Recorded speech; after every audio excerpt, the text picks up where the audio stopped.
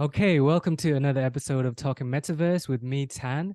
And right now I am joined by Emma Kirjavainen, who is a digital luxury marketing specialist. Is that correct? That's very good.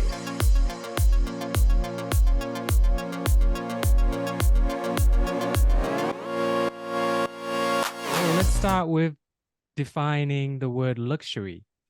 So what do you define as luxury brands or luxury items?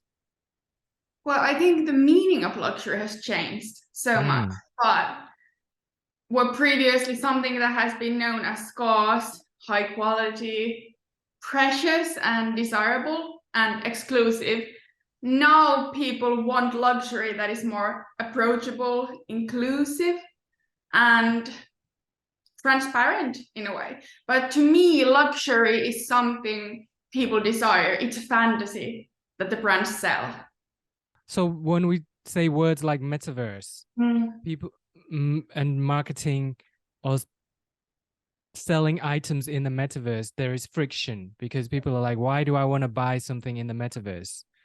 How do you respond to that? Like, people are still not, they don't understand, what does it mean to buy a luxury thing in the metaverse? Yeah, that's a very common question. Not only do some customers, but brands ask. And I think that's because it's such a new innovation. Not only metaverse, but terms like NFTs, Web3, they are all buzzwords. And when people don't understand something, they're usually a bit scared of it. And they are not welcoming of it. So thus, I say that in order to understand, you must first educate yourself. And education in this space is the number one thing that I think is the most important. But I say to everybody that right now we are already in metaverse. Like this, we are in Zoom. This is metaverse. And the younger audiences spend most of their time already in the metaverse, whether it's Instagram, online shopping. So I think it's only natural that we are constantly moving towards that space. And thus, I think for brands, why not create something digital for people who already spend most of their time there? And especially for luxury that is about self-identity, individualism, and also belonging. We belong to communities online and we want to express ourselves online. So in order to do that, we perhaps need nice clothes for our online environments. And that's what metaverse is perfect for. Okay, so you said we're already in the metaverse. Let's take a moment now to define it. Do you think it's possible to define the metaverse in one sentence? Yes, I think it is. I think it is a space where people not only read and create, but also own. So whereas, let's say Web1 was a space where you read, Web2 is a space where you read and create social media. And now Web3, Metaverse, is a place where you read, create, and own the data. Boom, I like that. Yeah. I like that a lot. So explain a little bit more. What does it mean for me to own data compared to like Web2? Why don't I, if I put something on Facebook, why don't I own it? And what does it mean for me to own it? Well, if you put something on Facebook, yes, you own the copyright to that picture, but in the end, it's Meta that owns it. And they own the data, and if they want, for example, they can swipe off your Instagram profile. We've seen that happen, and you can get banned or they could remove your pictures.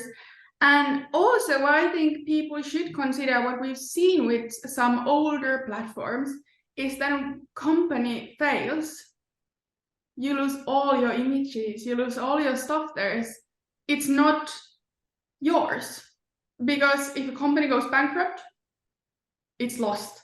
But if you, for example, create an NFT of your picture, you create and mint it. You own the data. You have to define it for me. So give me, that was an awesome one sentence definition of the metaverse. So can you give me a one sentence definition of an NFT?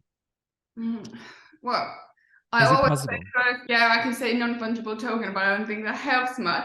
But it's basically a digital asset. Yeah, a scarce digital asset. Because NFTs can be many things, but the one thing that differentiates it from other digital assets is that if you lose it, you can't have a new one. It's gone.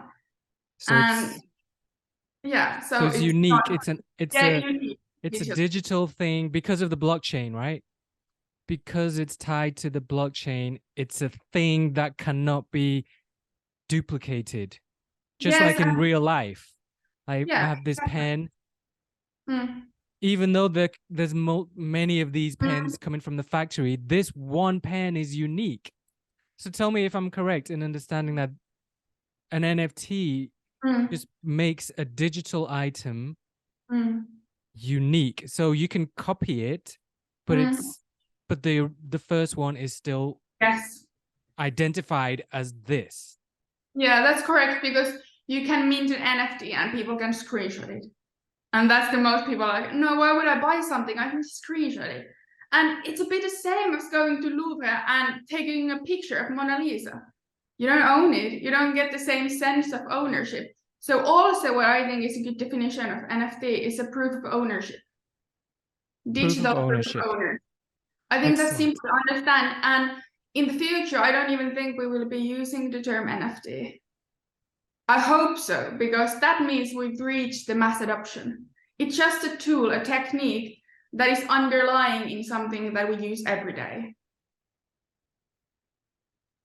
So if we don't use the term NFT, what do you think we'll be using? Proof of ownership, proof of authenticity. And I think it's a bit same as blockchain technology. We don't ask what technology lies behind, let's say, Instagram algorithms. We just happily scroll on our feed and see what happens. So I don't see that customers, let's say 5 years from now, will be asking, what is this blockchain technology? How does this work? How does minting process work? I think it's a natural evolution. Okay, so going back, we took this side step just to try to define an NFT.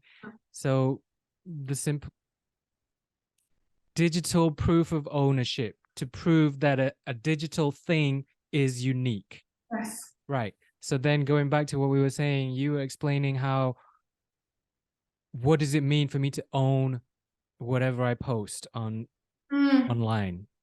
Yeah, so if you mint your own NFT, you own it.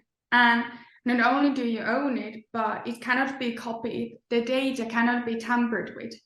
It's a transparent data that everybody can read. And there is only this one script and it cannot be copied. So it's very unique. And yeah, it's different than owning something physical, because in the luxury terms, for example, if you buy a bag, you can never be certain that it's authentic. And same with art industry. It's super hard nowadays with the super fakes to know what's real and what's not. With NFTs, you always know what's real and who owns it. Okay. So, for example, with the photo comparison, if you just mint your own photos, you do own it. And not one company owns it. It's yours. And that's why people say that Web3 is decentralized. It's not centralized ownership to one company or one community or one individual. Everybody owns their own stuff there. Can you talk a little bit about your journey into this world? So when did you first discover Web3, Metaverse? Well, I've always been interested in luxury. Like, I was that kid who read Vogue as a child. So I always knew I wanted to do something in the luxury realm. And then I always have also been a nerd. So I love math, chemistry, formulas, and data.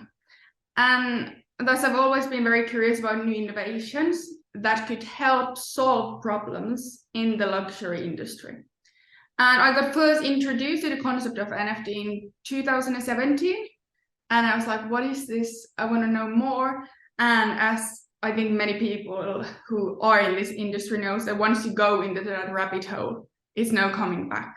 So it was a continuous educational journey for me. I just learned more and experimented on different spaces. And then as Aalto University, I did my master's thesis on the future of luxury fashion through NFTs.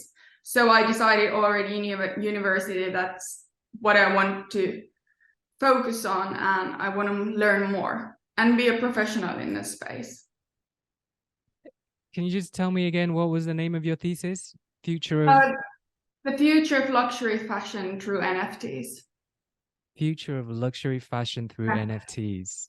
And the professors first were very like, what's an NFT? We don't know if we want you to write about it. And very hesitant because this was, 1 year ago. And they were like, it's a very volatile space. We don't know if we want you to write about this. And I was very persistent that, yes, I do believe in it. And they were like, okay. But I did. So what were some of the main hypotheses or the main points that you made? What were some main discoveries?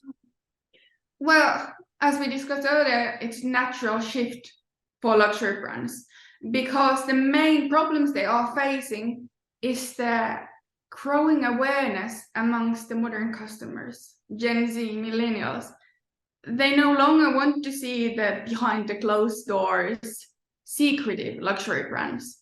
They want them to be inclusive and transparent, whether it's about sustainability or, they want open luxury brands that are more approachable. And today's traditional luxury brands are struggling to communicate with this new, young, higher affluent customer base. So NFTs are a very nice solution for many of those issues, as it allows the community building for them. It allows the modern way of engaging with these customers in a very creative way too, without compromising the traditional values of luxury. I still want to understand, how do we bring together VIP and exclusive with inclusive and accessible? Yeah, and that's a very common question people ask me. And I know it sounds weird, but the two can coexist. And for me, I don't agree when people are like, luxury brands should be only inclusive now and everything should be transparent. I think then luxury wouldn't be luxury anymore, because exclusivity is part of it. It's a mystique, what happens there, and the desirability that I want to belong to that brand crew. So if we lose exclusivity, we will lose that. But I don't think that the exclusivity that luxury brands are known for are the modern customers' needs, because nowadays it can be seen simply as exclusion. They don't have inclusively different body shapes, different cultures represented on the companies, on their advertisement. And also there is still the very strict hierarchy, especially in fashion. And that's where I think inclusivity can help and open the doors for a wider audience. So especially with Web3 communities, people could come in and enjoy the luxury experience online from the comfort of their own couch. They don't need to go into the store where people might be scared that I don't fit in here. They can fit in, and by opening the world of luxury, people get to see it. They don't have to see all, but they can get the sneak peek inside and start to desire it more. So it's a very beneficial combination of keeping the exclusivity aspect while also opening the doors for a wider audience and wider demographic all over the world with the help of internet. Does that make sense? Yeah, that's awesome. Now, when it comes to the metaverse, there's several pieces, and the ownership of data is one. How much do you think about some other pieces like the spatial computing and augmented virtual realities where we can step into worlds. How much do you think about that aspect of the metaverse? A lot, because I think even though if you're specialized in NFTs, you can't not think about those aspects. And people always, there is also this kind of fight between R and augmented reality people and NFTs. They're like, no, technology is better than this. I've seen it online, like on Twitter space. And I think it's not healthy and a bit weird, because the two are very beneficial for each other. They should coexist in a happy like relationship. But yes, I do think them a lot, and especially augmented reality is something that luxury brands should implement ASP, and they have already. There are the virtual fitting rooms, and especially during COVID, we saw Fashion Week being held online and people being able to try on clothing or accessories through AR filters on Snapchat, for example. So yeah, I do think them a lot, think about them a lot, and think they're at least as valuable as NFTs for metaverse. Mm. So Finland is, I think, really advanced when it comes to technology. The Finnish technology ecosystem is always welcoming of this kind of stuff. There's exciting communities. How is it over there in France? Is it any different in your opinion? I think technological skills in Finland are better, and there is less bureaucracy in terms of implementing the new technology. So wait, I think there's less bureaucracy in Finland? Yes, in terms of implementing that, in my opinion at least. But I think it's still, they're very similar. And of course, one must consider that France is a much bigger country in terms of population. So here there is also more companies that are Web3 focused. So I would say that the space here is bigger and doing very well at the moment. And I hope that that will reach Finland.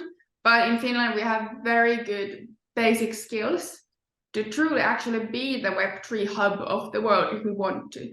But there has to be more regulations and clear guidelines for taxes, for example, because that's a big mess right now. And that also is a big stop sign for companies to build Web3 initiatives in Finland. But here the luxury market is also, I have to say, like, so much bigger. And that's one thing why I do work and want to work a lot abroad, because in Finland there isn't many luxury brands. That's a great point. Like when you think of the word luxury, I almost think of France might be the first place I think of.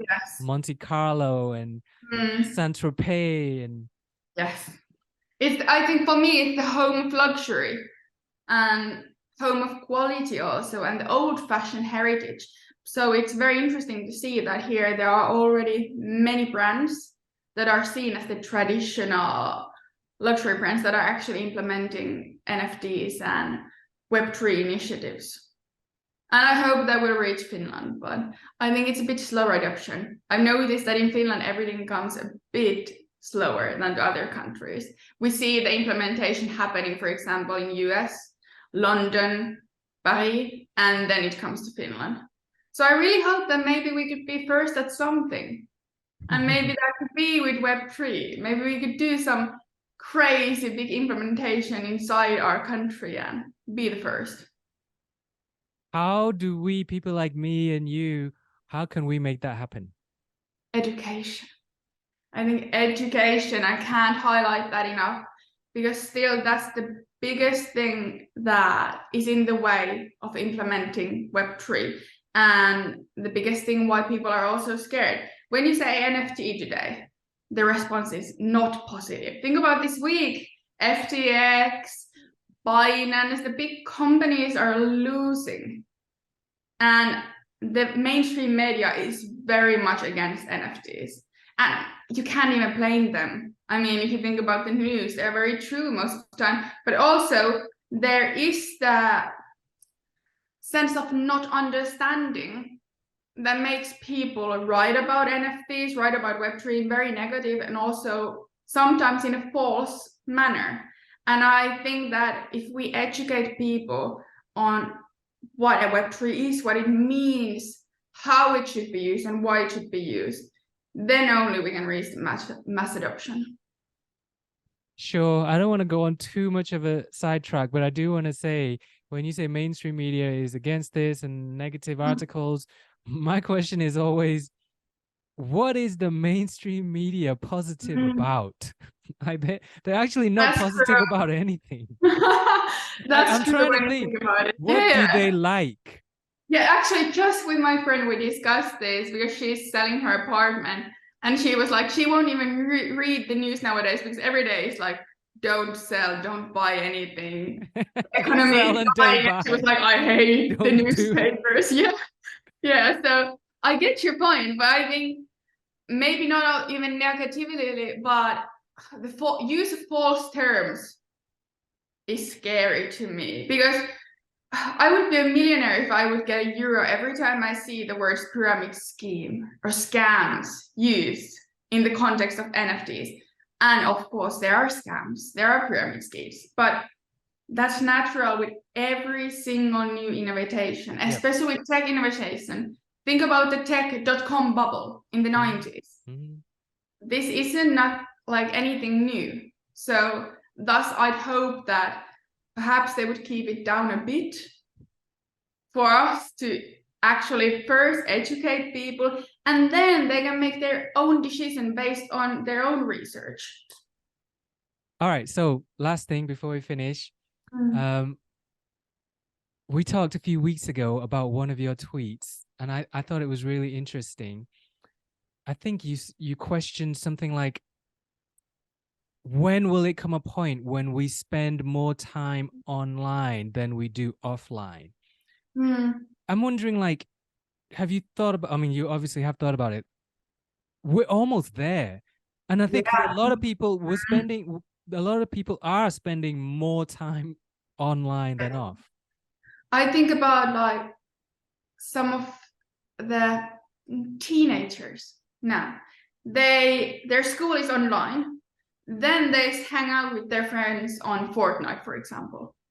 They communicate via WhatsApp, Instagram, share their life there, share their experience and their existence online. I think they already do spend increasingly more time online than offline. And I think for myself, it's becoming almost 50-50, especially after COVID, after we realized that most of the work should be and can be done online. And yeah, I think when people start thinking about that, it only makes sense that, all right, why aren't we focusing more on possibilities, especially for brands to do online? If I spend more time online and I, for example, care a lot about my style, why aren't there more brands catering to my needs and to many individuals' needs? When gamers go online and play there, perhaps they want a nice Burberry coat on them. And that's what they have already done and succeeded well in that. So yeah, I think that's something that people, when they start thinking about that, they start questioning less about why we should be more focused on Web3. Yeah. And you say 50-50, but I think if most people really counted and they really checked the numbers, I think most people are over 50 now. And I think I don't want to count my numbers on screen. Yeah, but you know, I wonder what that, without, as a species, as a whole, as humanity, if we still haven't realized it yet, we are online more than offline, but we don't actually realize it. I wonder what that means for the future when we do realize. Yeah, that's the thing. We are late already. We should have realized it, and brands should have realized this years ago. It's the same with music industry. They were very hesitant towards digital music. Yeah. They were like, no, never gonna happen. And think about, then they realized it too late. Think about all those record labels who would have realized it before Spotify and Apple Music came in and took over.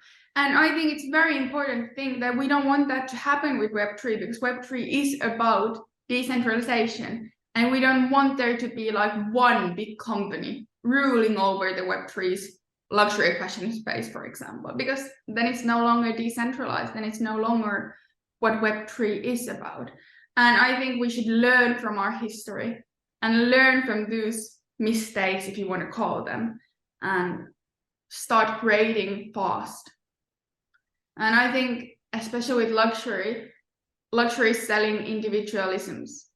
A successful luxury brand now is the one that will help you define, hey, I belong to this tribe, I do not belong to this tribe. This is who I am, this is how I want to be perceived. And if we spend increasing time online, we need brands that will allow us to do that also in those environments.